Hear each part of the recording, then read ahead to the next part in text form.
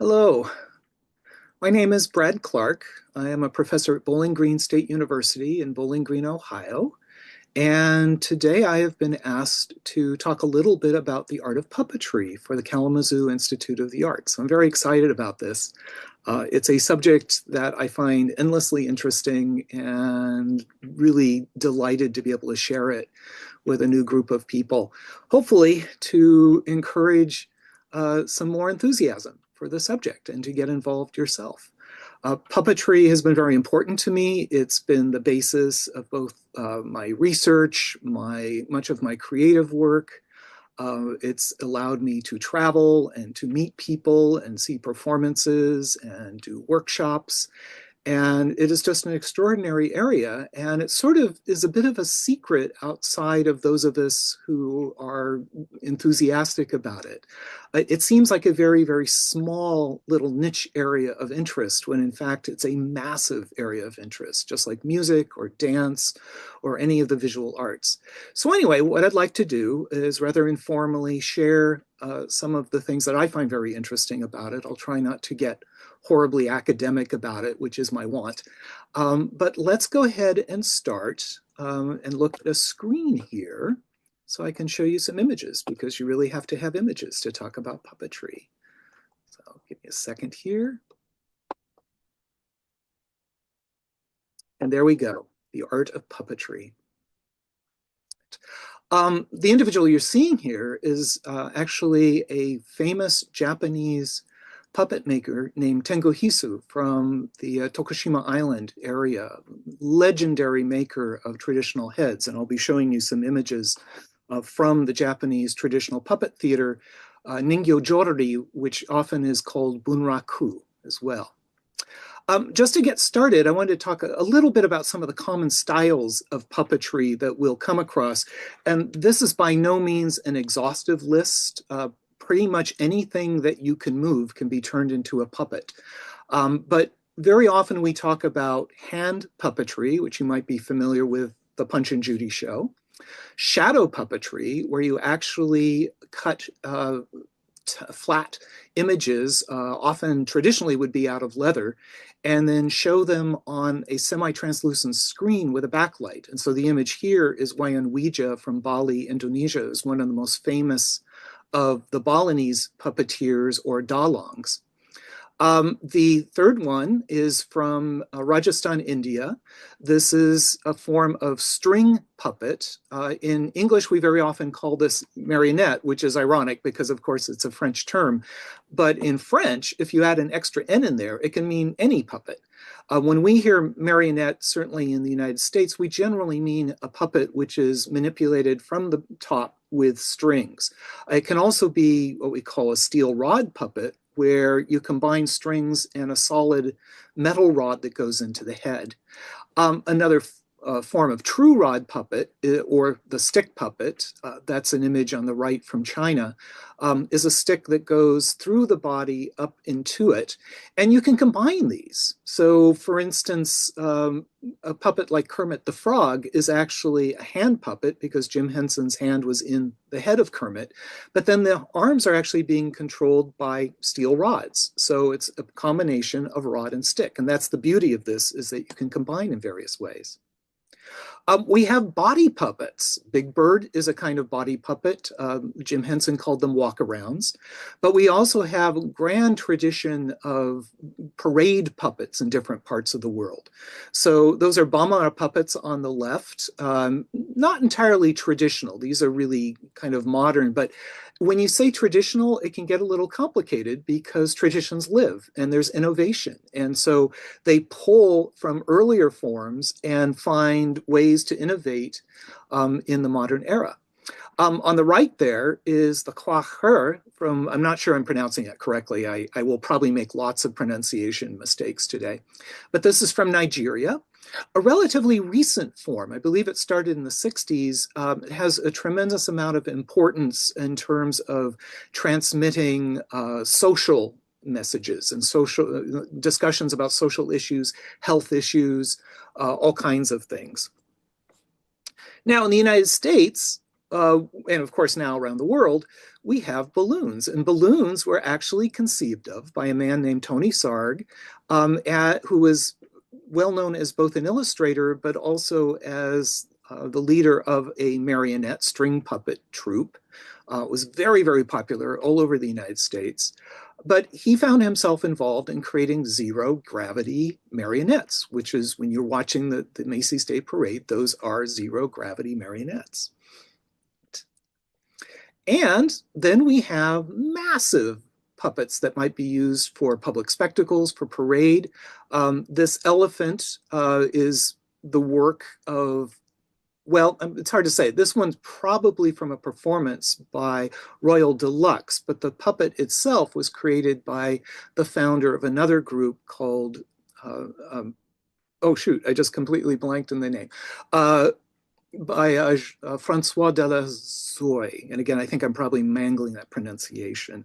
And they actually have a kind of amusement park in Nantes, France, and they create these giant, articulated automata, which are, in all ways and form, giant puppets. And they're even worked by ropes in many cases, combinations of high tech and old tech all together. So La Machine is the name of the company I was fumbling for. Sorry about that. Now, I just kind of want to briefly look at different parts of the world, and some of the puppets are out there. And the problem I always run into is the moment I put together a lecture like this, I realize that I've missed whole sections of the world. I feel very badly about that, but that's an entire course. So we're going through pretty quickly here. Rajasthan, we already talked about this again. This is a really wonderful tradition in northern India that tells epic stories and very romantic stories of famous heroes. The person who is performing here is one of the Bhatt families of performers, and there's a very rich tradition as storytellers that come out of this. This is also from India. This is a giant shadow puppet, which is danced from behind the screen. And one of the things about these is they're not true shadows, because as you can see, when the light hits this thin colored leather, you actually get almost a neon effect. Here is a modern Indian shadow puppet featuring Gandhi. Right? India also has a form down in Kerala in the south called Pavakathakali, and these are hand puppets. And these are very, very rich. The tradition was virtually lost, but then recreated some years ago, combining what was known about the original tradition and the puppets, and also the technique used in Kathakali dance. So it's both educational for the dance form, but also for the puppet form as well. And it tells stories mostly from the Mahabharata, but sometimes from Ramayana, the great religious works. Now we're running over to Java, Indonesia, where we see the Wayang Golek rod puppets. And you'll notice that that's a banana log that he's performing behind, because the rods on these are actually sticks. And so you can actually jam the stick down and hold it in place while you grab a different puppet. And so here are some more examples from Java. In Bali, Indonesia, this is Wayang Wija, who was my teacher in puppet making many, many years ago. He's still active. I just saw him a couple years ago. And he is a true innovator. He's noted for his wonderful animal puppets, but he also became fascinated with dinosaurs and created a whole series of giant dinosaur puppets, which he's performed in the United States. These are examples of what's called a kayon, the one on the left from Java, the one on the right from Bali. And this is a kind of wonderful, all-purpose, scenic, mystical puppet, which casts an incredibly complicated shadow. It's used as transitions between different sections. It can be used for effects. This is the work of Purbo Asmoro, actually from a performance of his in Ann Arbor. And of course, this was during the time when President Obama was, a tremendous interest in Indonesia because of the time he spent there. And so he really hoped that President Obama would eventually see this. But that kind of innovation does take place once again. This is Dr. Nabil Bagat, who is both a puppet maker and a scholar of traditional Egyptian puppets. And in this case, he's showing examples, quite possibly he made, of shadow puppets in Egypt. That gives you kind of a close-up of the leather and just how complicated it is to create these, to punch them, to paint them, and use translucent dyes again so that the color will actually come through the screen. Sometimes it is a true shadow, a true black shadow, and other times you get this richness of color as well. Turkey has the Karagöz tradition, which is something that takes place largely in coffee shops. It's a men's space. These two characters, Karagöz and Hacivat, have long discussions on contemporary issues. It can be quite naughty, but it's a long tradition of sort of political discourse, social discourse, all in a very humorous vein. This, on the other hand, is Greece, which has a tradition, depending on who you talk to, but certainly is very closely related to the Turkish tradition. And so this would be kind of a typical public place. Again, mostly men. In this case, we do see women in line there, but that kind of gives you an idea of what this would have been in a small village, in a town, and the public nature of the Karagöz performance. Now we're jumping to Japan, which has several really rich traditional performances as well as a lot of contemporary work. You can have everything from the itinerant puppeteer with very small puppets going from town to town. The picture on the right was from a museum very close to where I studied. Let me go back to that. And this was a set of puppets and a tradition that just within recent years, they were attempting to actually revive and start performances again. But these would be typical of small puppet troupes throughout Japan. At one point, there was a massive number of them, and there still are quite a few. And they would tell a variety of stories. Very often they were historical epics, especially the great Japanese civil wars, the tale of the Genji. This is an existing theater. This is in Ida, Japan, and is the theater of Koroda Ningyo. I'm not quite sure when this picture was taken, I think early 70s. Because this theater is now considered to be one of the oldest, if not the oldest theaters in Japan, they only perform that once or twice a year, and they have a brand new theater, which is quite lovely, and it's immediately next door, but it's fascinating. And as you can see, they actually can take out a section of the outer wall, and the audience can sit outside and watch the performance there. This is from the National Bunraku Theater in Osaka, which is acknowledged as the single most important puppet theater in Japan. And even though they're very much dedicated to the tradition of Bunraku and the traditional plays, they also do newer work as well. They recognize that audiences are changing, and so they are finding ways to engage with younger audiences in the time. That is Kanjuro Karataki III, who was just named a National Living Treasure very recently. Okay. These are two of the puppet heads that you would encounter. These were, I believe these were both made by my teacher, Makimoto. Toshisuke Makimoto, I think I'm pronouncing his first name correctly. I only knew him as Makimoto Sensei. But as you can see, these are incredibly beautiful, beautiful heads. And they are made of a kind of wood called hinoki, which is a little similar to basswood, but it has a tighter grain, I believe. It's human hair that's been woven. These particular faces are mechanized, so the eyes can close on the left side. On the right side, that character can open his mouth. The eyes can go back and forth. In a moment of extreme emotion, his eyebrows will go up.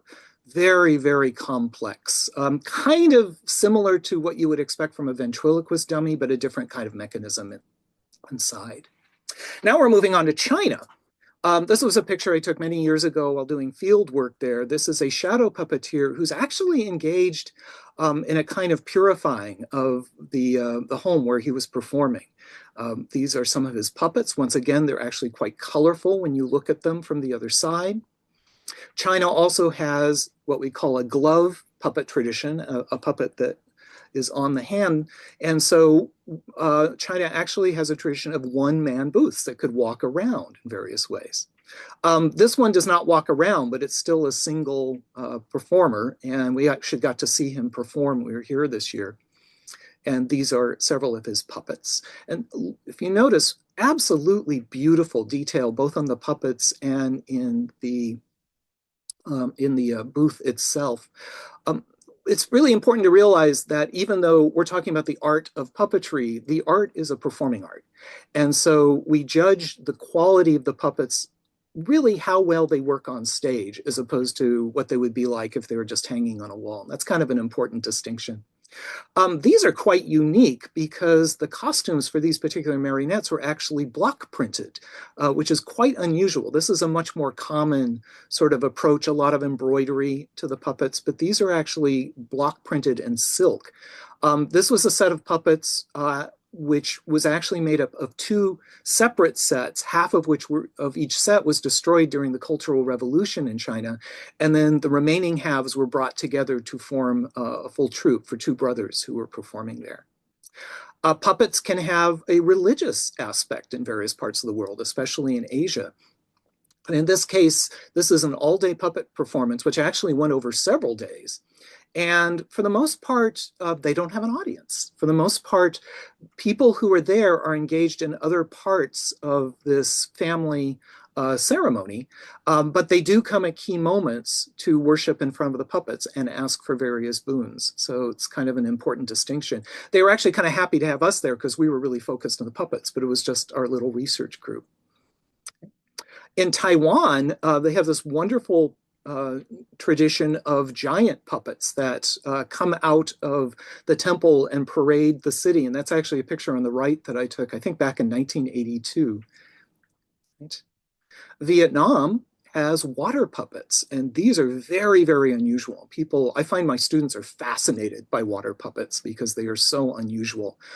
These are puppets which are controlled from underwater. I'm going to show you a little example of one at the end of this talk, but they are actually controlled underwater by long sticks. The operators are hidden from behind a screen, and they do all kinds of amazing tricks. It's said that the water puppets, in a lot of ways, their importance to village life is that they kind of remind people of what times were like in earlier times, their own history, even though they're not necessarily doing plays. There is sort of when you watch these, you remember the history of you in this land, and that seems to be a function of puppetry, folk puppetry in many cases, where it is a form of entertainment, yes, but it's also a form of cultural memory, and therefore very important. France, this of course is France at the end of the 19th century going into the 20th century. France discovered shadow puppets and became really fascinated because of the poetic nature of it. This is where you really begin to see fine artists, Georges Rivière, I believe, who was primarily a graphic designer, printmaker, and yet he became fascinated with the idea of what you could do in terms of spectacle with very complex shadow puppets that actually relied a lot on the text that was written by playwrights and poets. In terms of hand puppets, Guignol is the hero of French puppetry, and you find this kind of folk hero to be very common throughout Europe. Hand puppets tend to be very active because of the nature that you can pick up props, you can move very quickly. They tend to be a street form as opposed to something that you would necessarily go to see in a theater. Even though the quality of the script can be quite wonderful, serious literary playwrights tended towards things like shadow puppetry or the Japanese bunraku, which we saw, while street puppetry very often had a kind of a basic storyline, which then would be improvised. And it very much, as you can see in this picture, very much relies on interaction with your audience. This is actually a picture I took. It was a wonderful, wonderful performance. And the kids were just so wildly enthusiastic watching this. It was really exciting for me to see it. I think that's one of my pictures. I shouldn't keep saying that. These pictures come from so many places, I sometimes forget. In fact, most of the time I forget.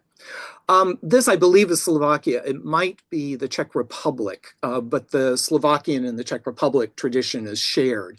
And this is a marionette tradition, and you might be able to see, let's see, that's the iron rod going into the head, which makes them very dynamic. You're not relying completely on gravity. You can actually push the puppet as opposed to pulling it. And in this case, we're seeing a story from Faust, which the Faust legend is a very important part of both Slovakian and Czech puppetry. Russia had Petrushka, And if you're a ballet or a Stravinsky fan, you may be aware of the importance of Petrushka. Petrushka was a hand puppet very much along the lines of Punch and Judy, but with a very specific Russian quality, most noted for performing at fairgrounds. Yeah, and you can see this is another example of a one-man booth. Most likely, if you've heard of puppetry, traditional puppetry, you've heard of Punch and Judy. The Punch and Judy show is very much part of British history. Most likely, it was influenced both by a folk form, but also the Italian tradition of hand puppets that worked their way across Europe and then sort of came to England and fused with an existing hand puppet tradition.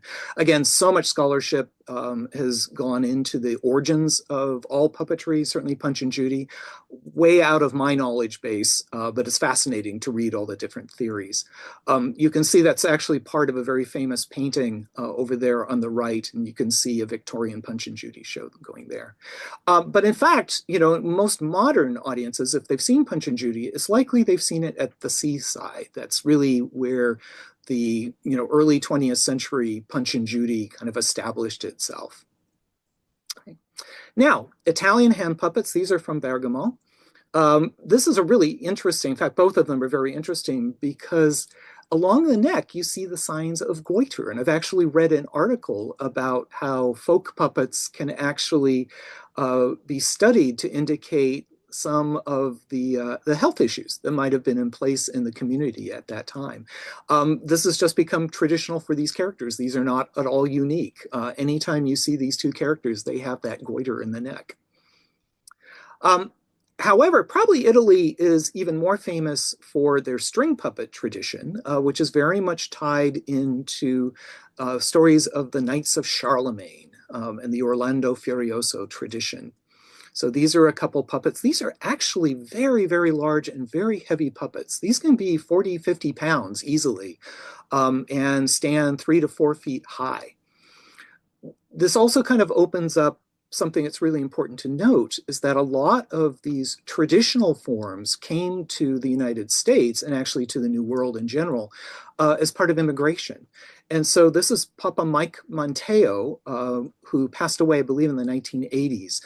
But he was the successor to the tradition of the Monteo marionettes and was very, very active throughout his life, both making puppets and performing puppets. And so these are pictures from a Smithsonian magazine article showing them in performance. This is the Catania region of Sicily. These are puppets, these large puppets are associated with Sicily in Italy. The Catania puppets being larger in general. I think I've got that right. Very, very, powerful performances. Again, they actually had many, many scripts that contain scenarios, and then they would improvise a bit over the scenarios, but also integrate memorized poetry that was associated with these epics. Joan Cavallo has just published a really marvelous book that discusses these scripts and translates parts of them. Very, very helpful because I've always wanted to know more about it, but the texts weren't there and I don't speak Italian, so I was really excited to see that. Now, I did want to talk a little bit about puppetry on the contemporary stage because, puppets are, a very important part of contemporary puppetry and becoming more so, interestingly enough, which, for someone like me is really exciting to see that it's becoming more and more mainstream, even though to a certain degree it always has been. There we go. Peter Schumann, I'm sorry, I think I spelled Peter Schumann's last name wrong.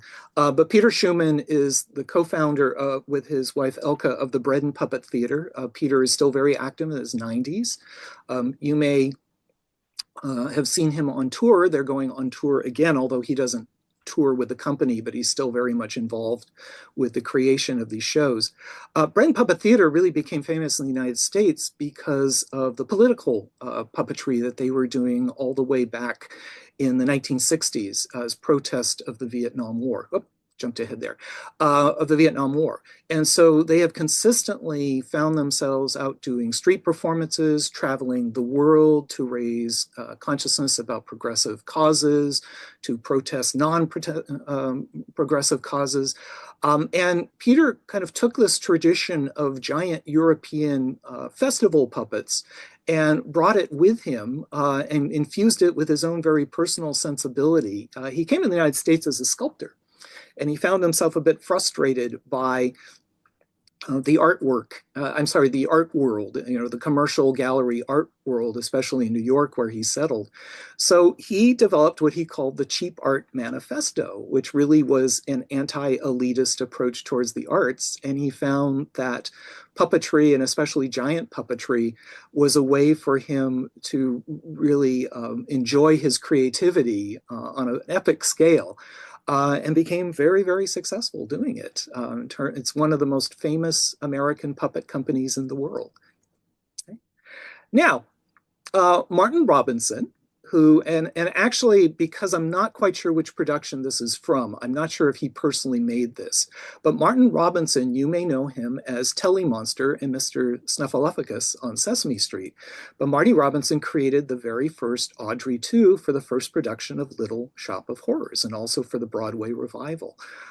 He is also involved with Sesame Workshop, going all around the world and training puppeteers for the various localized Sesame Street productions that take place in different countries. So this, of course, was based on a very simple puppet that was used in the original film that Roger Corman did. But Marty Robinson's version of Audrey, takes on an amazing amount of personality. And so, I think these days it may be one of the most famous stage puppets ever made. And of course, there's a very good chance that at some point you saw The Lion King. This was Julie Taymor, the designer. Michael Curry did a lot of the actual construction and sculpting of the puppets. This, of course, is based on the Disney cartoon, but takes a completely different design approach to it. It's a really kind of exciting take on it. And it brings in elements from different parts of Africa, actually. But one of the things that seemed pretty obvious to me was that there was a huge inspiration of the work of traditional puppeteers in Mali, such as Yaya Coulibaly, who is a contemporary Mali puppeteer who does both traditional work, and you can see kind of the quality of the little people and the animals here, and his own work, which can be using things like European marionette techniques, various things. So, I think there's a really kind of wonderful fusion. And I think this was acknowledged, obviously it could be problematic if it wasn't. But there's a real appreciation for traditional puppetry here in a completely different context. Also, the fact that we are dealing with puppeteers who are completely visible, which may not be something that's as familiar. When I was young, the idea was the puppeteer would hide and then the puppet would be the only thing that's seen. But in the contemporary world, we're quite used to seeing puppeteers working puppets, and we just put our focus on the puppet because that's what's more interesting. Right?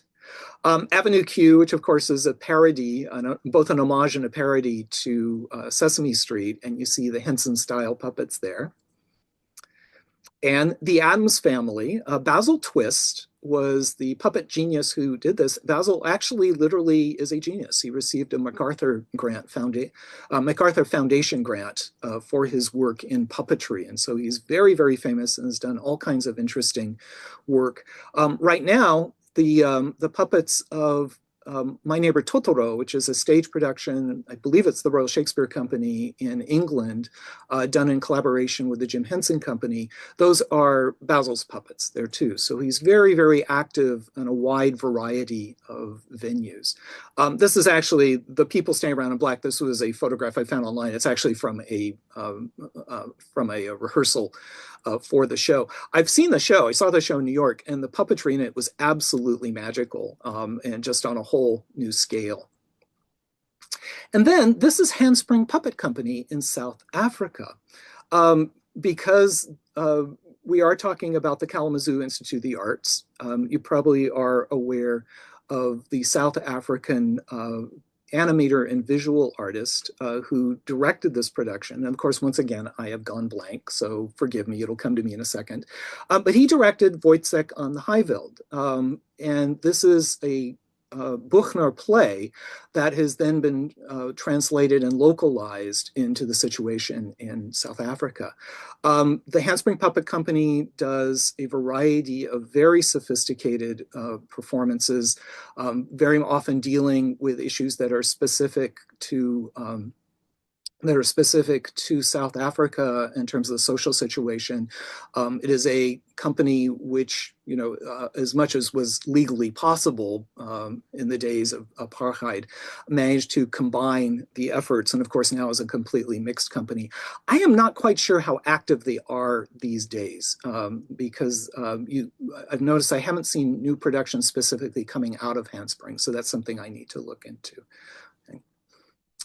William Kentridge, of course, is the artist that I'm thinking of. Now, Adrian Kohler, of the two founders, Basil Jones and Adrian Kohler is the sculptor who created the look for Handspring Puppet Company.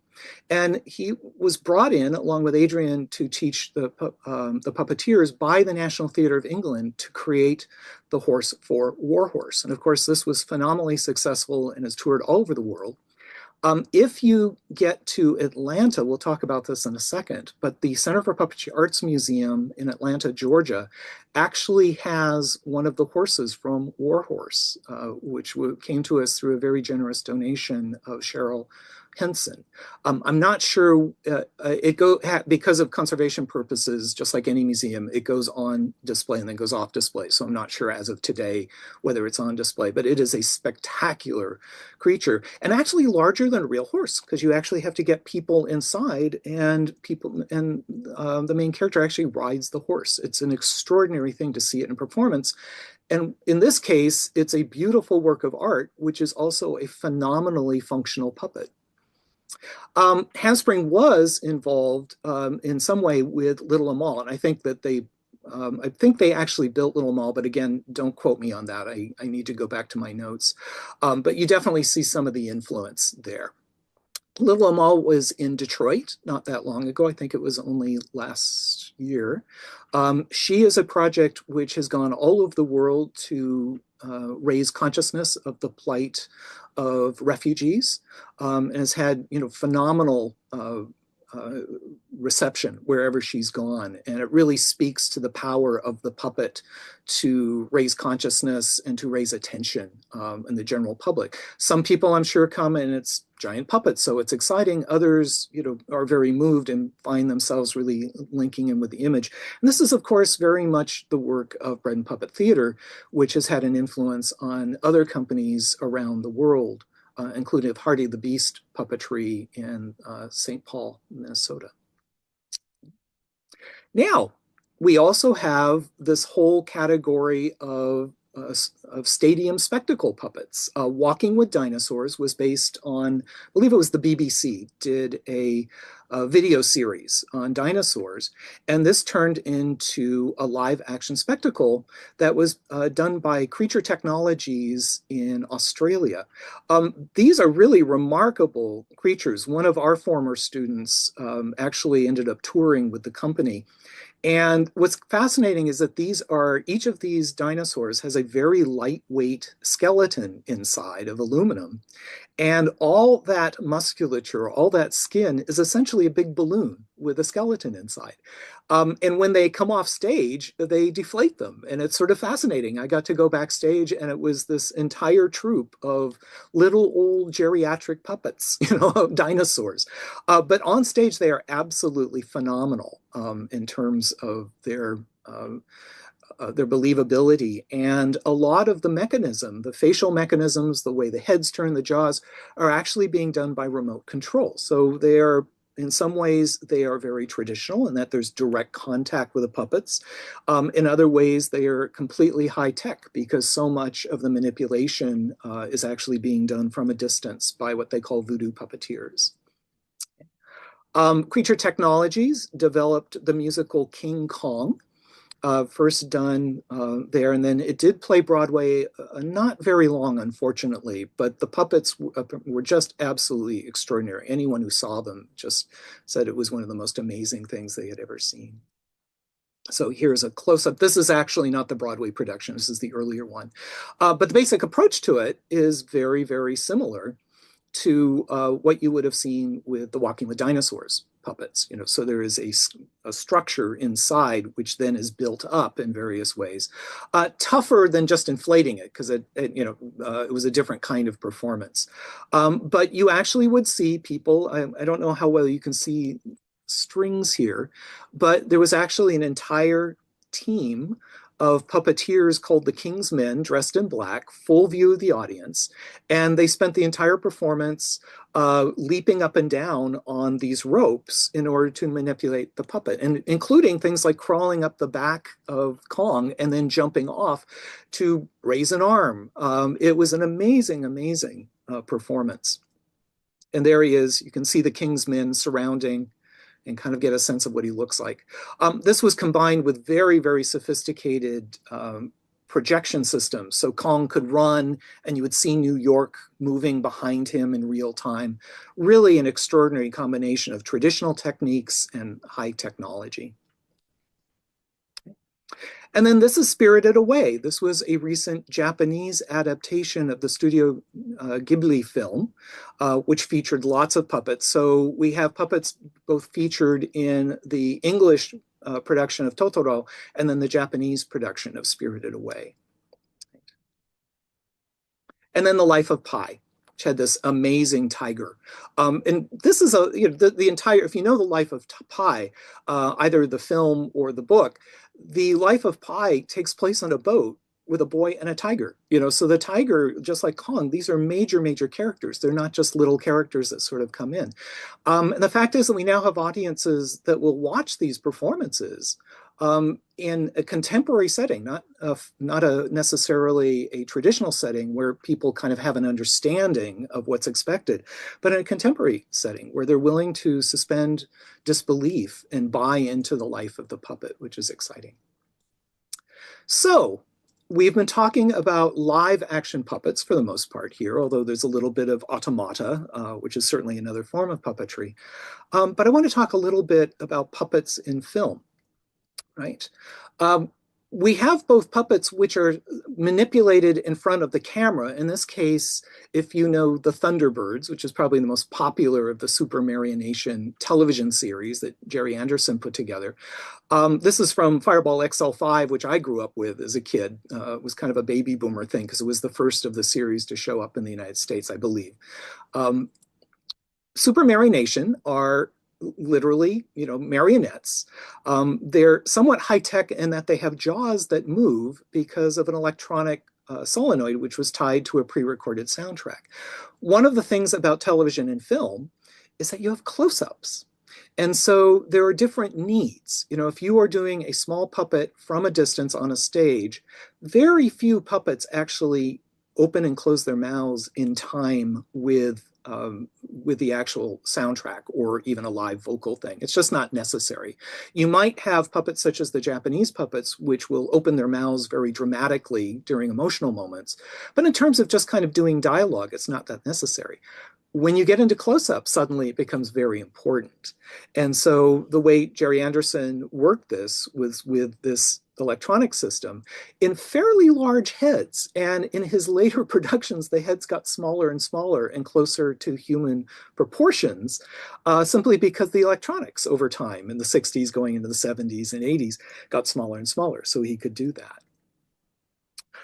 Some things you probably don't even think of as puppets. Carlo Rambaldi was a genius puppet maker. He did the creature for Alien, but even more famously, he did E.T., who was a combination of electronics, but actually, a lot of the way Rambaldi worked with pneumatic systems and systems where you actually had to have a huge number of people working at a distance simultaneously to coordinate all these different movements.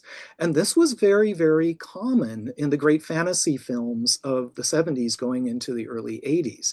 A lot of that is going to change. We'll talk about that in a second. Um, and Stan Winston is another name that is associated with puppets of all kinds of scale. Jurassic Park, of course, was the first of the dinosaur franchise. And very often when the publicity would go out on Jurassic Park, they would emphasize the use of digital dinosaurs, computer graphic dinosaurs. But in fact, in the entire film, there are only a few minutes. Most of what you're seeing there is actually Stan Winston's puppets of various sizes. And they are either sometimes being worked directly by the puppeteer in an old-fashioned, very physical way, or through the same kind of systems that Rambaldi was using, where you have remote control systems, but for the most part had to be cable controlled in those days in some way, or certainly electric cable as well. I love that shot from the Terminator on the right, because the beauty of film, of course, is that if it's not in the frame, you don't see it. So all you have to do is cut off the frame above the head of the puppeteer, and it looks like, it looks like Schwarzenegger has come to life as this skeletal version of himself. But it was really a very traditional puppet, not traditional materials, because of course now we're looking at fiberglass and metals, silicon skins, all kinds of things, and of course the expense goes up accordingly. And now, of course, what we've all been waiting for, Jim Henson and the Muppets. I think for many decades now, if you say puppet, the first thing that comes to mind are the Muppets. Jim Henson was brilliant. He came to puppetry in a rather indirect way. He actually was very interested in film and television, and he saw that there was an advertisement for puppetry in a Washington, D.C. station. And so I thought, well, I bet I could get on TV if I do this, but I need to find out something about puppetry. And so he went to his university library and he took out books and he learned everything he could. But because he was Jim Henson, he approached it in a way that was different than what had been done before, for the most part. There certainly had been fabric puppets. There had been various ways of manipulating that weren't simply hand puppets, rod puppets, the usual. What Jim did was he took that and he developed it much further. He started working with a lot of these newer materials like foam rubber, or polyfoam. And he found different ways to approach it from a design standpoint, specifically for television. That was very important.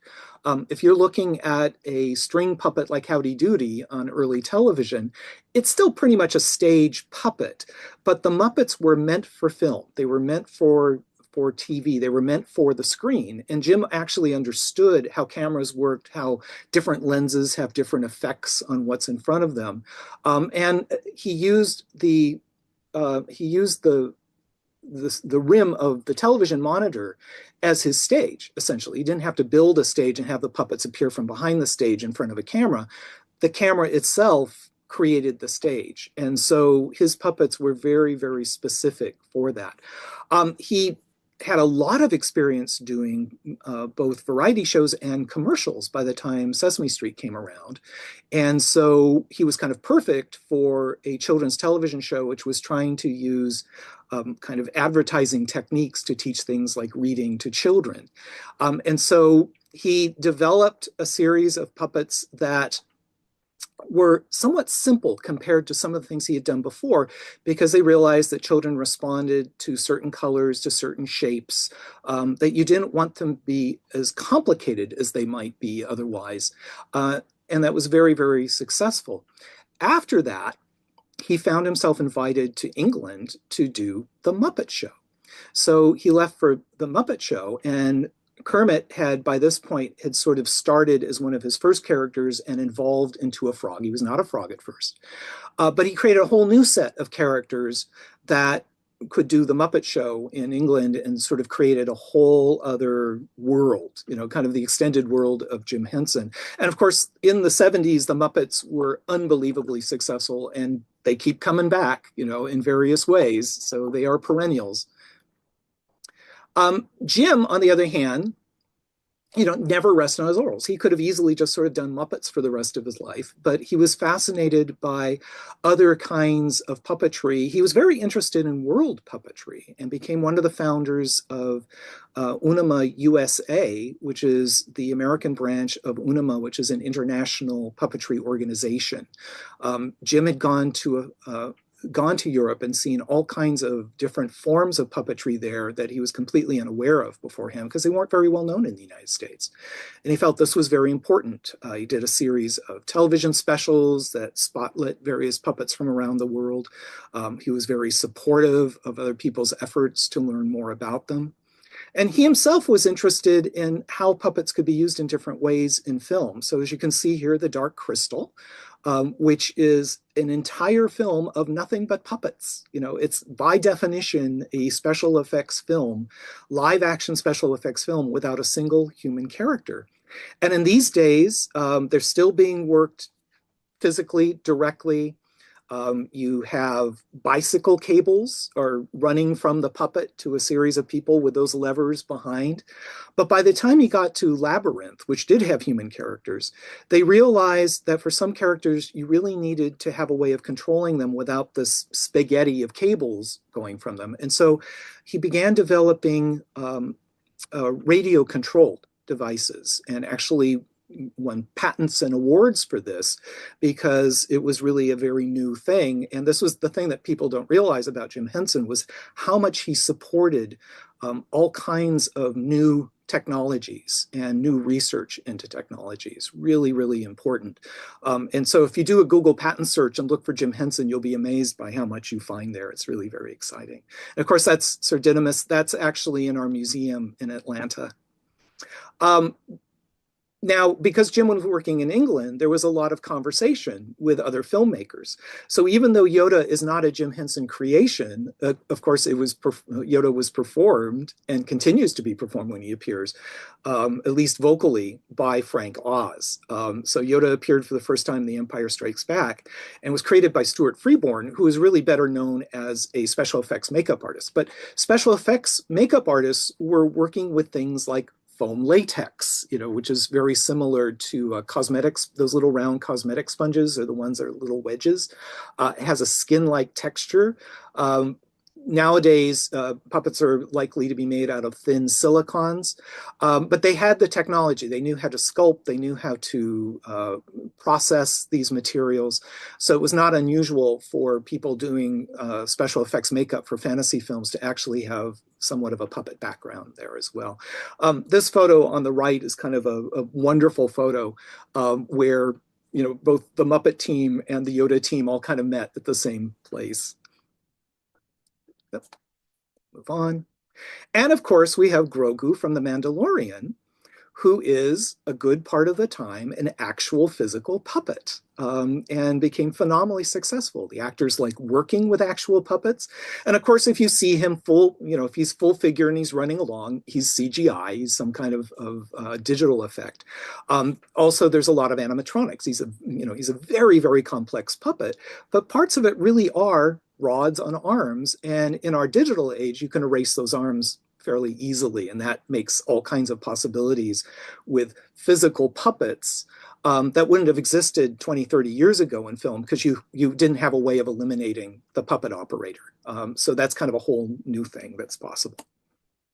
Now, I wanted to end this with the Jim Henson Galleries at the Center of Puppetry Arts Museum in Atlanta. I was actually the curator for the expansion of the museum when we began showing a very generous donation from Jim Henson's family, the Jim Henson Foundation.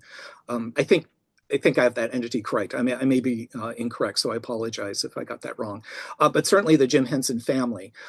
We have a huge collection of Jim Henson puppets, which can be seen anytime. We also have the global collection, which is our world puppetry collection. So it's really nice in that we have both this very specifically American icon to be able to represent him, but also, you know, the whole context of world puppetry to go with that.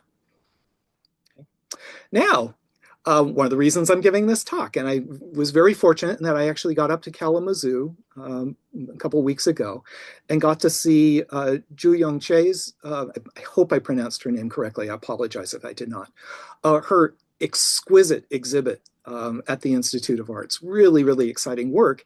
And much of what she does is storytelling and world building, and puppetry is a tool that she uses.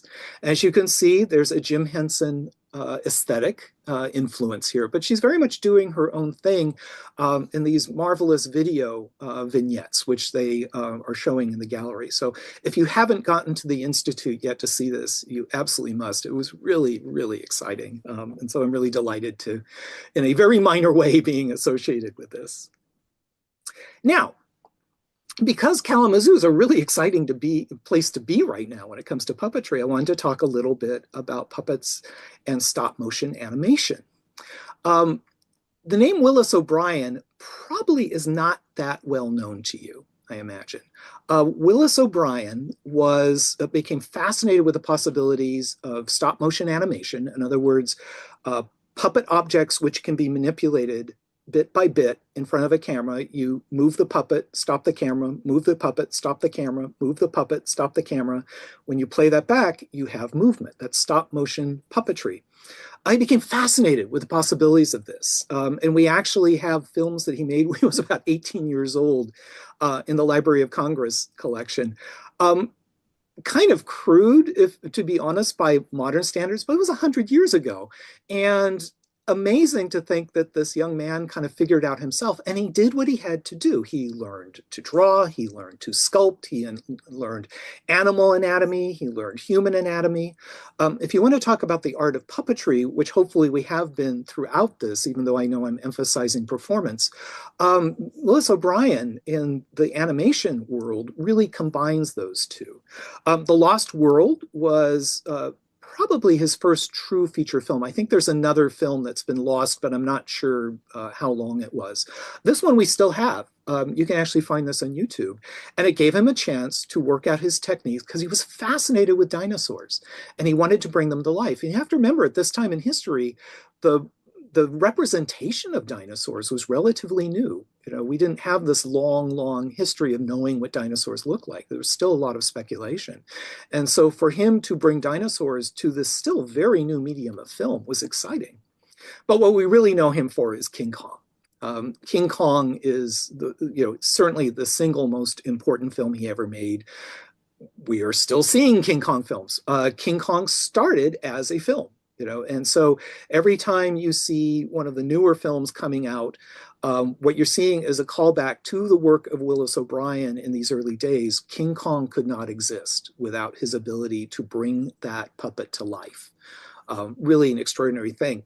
Now, this is not one of his sketches. His own sketch style was very similar, but it gives you an idea of the kind of concept sketch that he was used to working with his assistants. Every shot of the film was completely visualized in storyboards, which are kind of the comic books that show scene by scene what's going to be filmed, and overall concepts which might be used to get funding for the film, might be used so everybody working on the film understands what direction they're going in. One of the things about Willis O'Brien as an illustrator and as a filmmaker who was also creating the sets for this was he understood the kind of 19th century illustration techniques of people like Gustave Doré, where you have very clear foreground, midground, background. You can see the atmospheric perspective in the clouds where they're kind of hazy as we go back. Kong being right up close to us, so the darks are dark and the lights are light. And then the airplanes are a little further away, so they're a little more in the grayscale. He understood all of that and he carried that over into the films themselves. And he passed that on to his mentee, Ray Harryhausen. And of course, there is an absolutely spectacular exhibit. And I do have permission to be promoting, another museum. This is a spectacular Ray Harryhausen exhibit, the Kalamazoo Valley Museum. This was put together by the Ray Harryhausen Foundation, which is his family foundation in England. Ray Harryhausen very early on went to live in England and to work there. But he is American. He actually grew up with the science fiction writer Ray Bradbury. They were very close friends, and Bradbury actually worked him into his novel, Something Wicked This Way Comes, and a couple of his stories. And Ray Harryhausen's, one of his first feature films was actually an adaptation of Ray Bradbury's The Foghorn, and they stayed very close friends right up until Bradbury's death. But this is Ray Harryhausen with some of his most iconic characters there. You might recognize the owl from Clash of the Titans. This one might be from one of the Sinbad films or from Jason and the Argonauts. The exhibit in Kalamazoo has so many of his iconic original puppets, which is amazing because, again, these were made out of materials like foam latex, which were not meant to last longer than it took to shoot the film, but they have been beautifully restored. And then there are some exquisite recreations, I believe most of which were done under his supervision, which are identical to what you see on screen. So I had no idea there were going to be so many, along with his original artwork. So Mighty Joe Young was the second sequel to King Kong about 10 years later. And Willis O'Brien was still essentially the puppetry producer for this, but the vast majority of the actual hands-on animation was done by our friend Ray Bradbury, 1949. It's a very gentle, if you haven't seen it, it's Disney actually did a remake of it some years ago. It's a very gentle film compared to King Kong, which King Kong, if you can kind of realize that there are certain things we're used to being smoother and more technically detailed in modern films, King Kong is a brilliant film. It still holds up really, really well. Mighty Joe Young does too, but it's much more of a gentle story of friendship of a young woman and her pet ape, you know, and the various things that happen to them. So this is 20 Million Miles to Earth. This was one of the first films that Ray Harryhausen really had control. And one of the things about Harryhausen that people don't realize was that normally if you were a special effects person, which was technically what he was seen as, you'd get hired to come in and do someone else's film, and you had very little control over it. But what would happen with Harryhausen was that he would eventually be in a position where you would go to see a Ray Harryhausen film. And so he was able to create subject matter, to choose subject matter, and create films that were magnificent ways of demonstrating these techniques. They were solid, they had good actors and good scripts, but not famous actors. You know, these were essentially B movies in those days, low budget films. But he shot the later films in Europe after World War II, so he had great production values, you know, that came cheap. And because he was in complete control, he knew what the puppets could do, he knew what they couldn't do. And so he made them beautiful. The techniques he used, well, I'll show you this in a second. Probably his most beloved film, and certainly was probably the first one I saw, was Jason and the Argonauts in 1963. This is, I believe this is artwork which is at the exhibit. I had this in a previous lecture, so I've forgotten whether this is, if I saw it there. In Jason the Argonauts, the story, of course, is that Jason and his crew steal this magical fleece, which can actually bring people to life. And when the owners of the fleece find out, they chase them, and they send skeletons after them. But before that, Jason has to slay the Hydra in order to get to the fleece. And it's an amazing puppet because, of course, it has a lot of heads. And you have to think at 24 frames a second, which is normal film speed for 35 millimeter film, that's 24 individual movements per second to make smooth animation, but you have to do that with each head. And Harryhausen was working basically alone. You know, he'd have someone come in, and my understanding is he'd have the cameraman come in, set up the lighting, set up the camera, do the technical stuff, then go away. And it was Ray Harryhausen working virtually alone, doing all this animation month after month. So it's an extraordinary thing. You can see storyboards over there on the left. So everything's been planned out shot by shot, kind of a comic book of the film. And there's the creature itself. Now, here is quite possibly the most famous sequence that Harryhausen ever did. This is again from Jason the Argonauts, and this is the skeleton battle. Harryhausen had done skeletons before in the past, but this is the first time he had an entire army of skeletons attacking our heroes. And the way he did this was the way he did, it was a technique really he got from Willis O'Brien called dynamation. And so what he would do is if the puppets were appearing in front of the actors, he would actually film the actors. And right there on the left, the actors are rehearsing with a stuntman who's then going to step out, the one with the shield. That's a stunt coordinator. He's going to step out of the frame, and the actor is going to act out and mime the entire fight, you know, sequence shot by shot, the entire fight without anything else in front of him. When that's done, they take the film, they develop it, and they rear projected on a tiny little screen with our little stop motion puppet skeletons in front. And then they move the film 1 frame forward, and then they move the puppets 1 frame. They move the film 1 frame forward, and they move the puppets 1 frame. While this is happening, they're refilming it, right? Frame by frame. And so you get this perfect coordination. If the actor has his sword here, the skeleton puppet has his sword right there. You know, you can perfectly coordinate it in a way. And then if you have, say, King Kong, you know, if you have a giant monster, which you certainly see in Harryhausen films as well as King Kong, you just do the reverse. You film the puppet first, and then you rear project it on a giant screen, and then the actors are acting in front of the screen while they play back the film. So it's an amazing technique because, of course, this is all before digital filmmaking. You know, it's a whole other thing, but just genius in terms of their ability to do it. As these, I believe these are the same skeletons that are on display in Kalamazoo. I have to go back and compare my photographs, but they are an extraordinary thing to look at. And you can see over the left there, there's Ray Harryhausen with one of the puppets. Amazingly delicate. You know, that's another thing for technical things.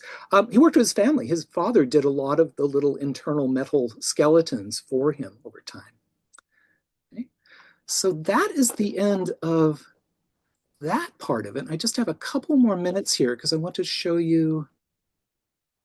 There we go. I wanted to show you a couple puppets here. This one is a Javanese rod puppet, the wayang golek. Right.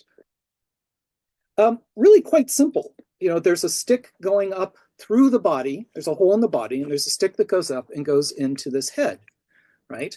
And then what's not simple is the manipulation, because a great Dalong is actually going to be able to, which I am not, can actually work both hands at the same time and still get some really wonderful expressive stuff. And you'll notice the joints here are very, very smooth, which often happens with traditional puppets, that you may have an entire family that produces the puppets, and then the senior member is the performer.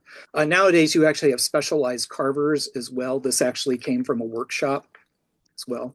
The paint is essentially enamel, you know, so it's not that different than car enamel. But otherwise, it very much reflects what you would have seen in any traditional wayang golek puppet. This one, we saw some examples from Rajasthan. Unfortunately, the string's broken up. But in this case, it's a wooden head and a wooden body, but there's nothing in here at all. And yet it's very expressive. You can see the distance. It's very expressive when it moves around. And the arms are somewhat loose. And once again, in the hands of a real master, these are wonderful little actors. If you've ever seen one of these in a store, what they tend to do is stuff them. So they're dolls, but unless you take some of that stuffing up, they're really not things that can perform. The difference between doll and puppet is really interesting, because the word for puppet in many languages is actually based on a root that means doll. But of course, we're concerned about dolls that actually can perform.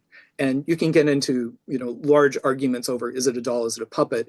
There are certain kinds of puppets that you would never give to a child, for instance. So they're very obviously meant to be puppets. But because of things like tabletop puppets, you may actually have a doll which someone performs in front of an audience. And it may have been made as a doll, but used as a puppet. So that's one way to think about it. This is a Javanese shadow puppet. Unfortunately, it's quite old and the paint has seen better days, but maybe, I wish I had something white that I could show you that's against. You can kind of see an idea of just how detailed that filigree is. And that's all, you know, that's not laser. In China, they're actually using lasers to produce cheap versions of shadow puppets, but this is all done by hand. And I'm not aware of anyone using lasers in Indonesia to create these. They are remarkable. This is actually a buffalo bone, which is harder to find these days, apparently. So you're more likely to see wood. But, so that's that.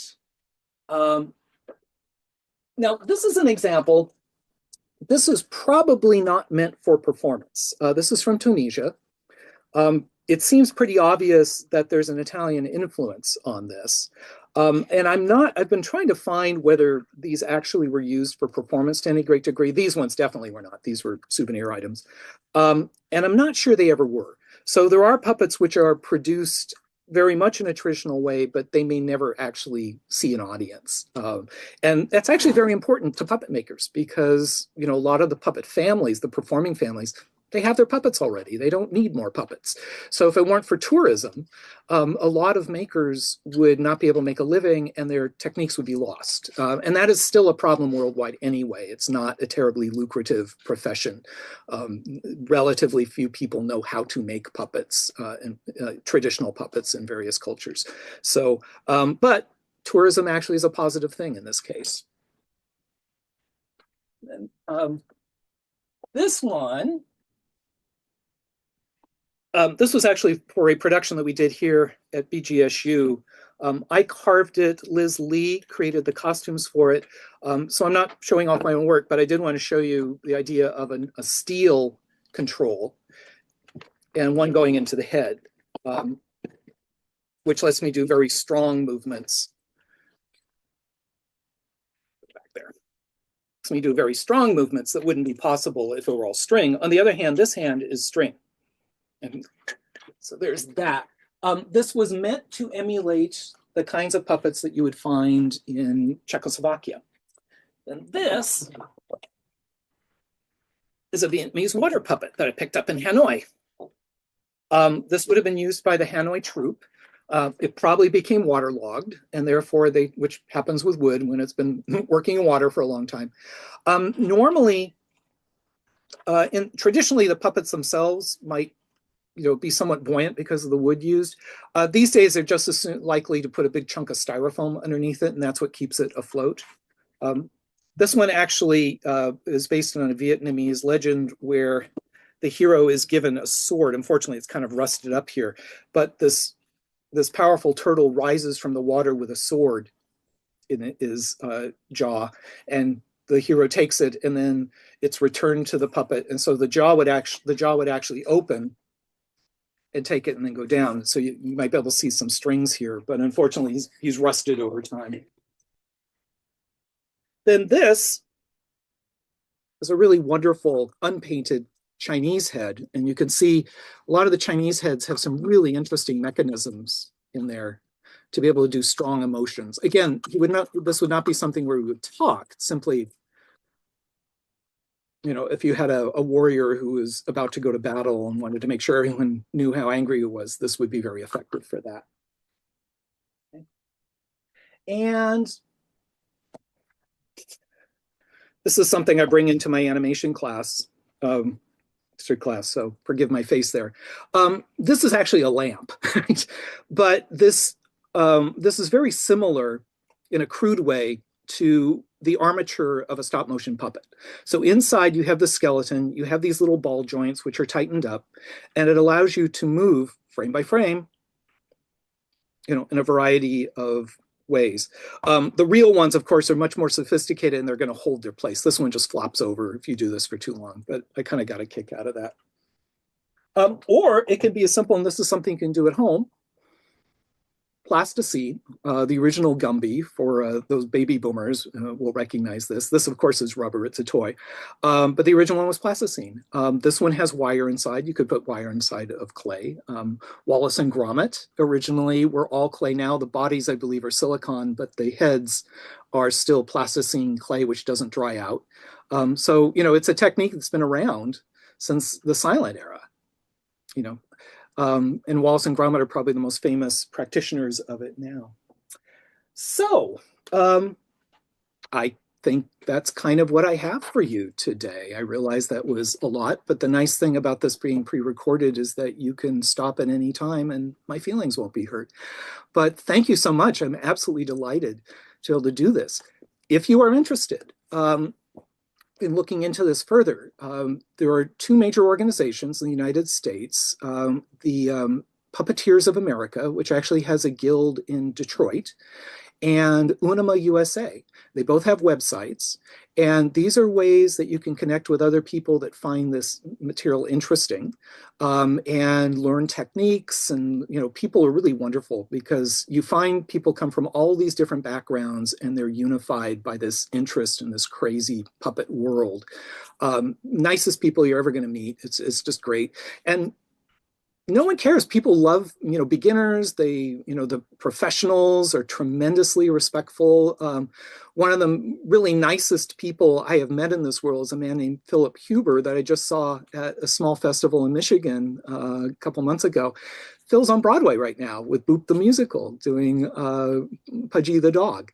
And Phil has had phenomenal success, and yet he is the friendliest guy. And you could come up to him as a complete beginner, and he would be delighted to talk to you and show you what he knows. And it's a nice world. For artists, it's fantastic because you can create worlds, you can learn new materials, new techniques. If it's in your head, you can bring it into 3 dimensions.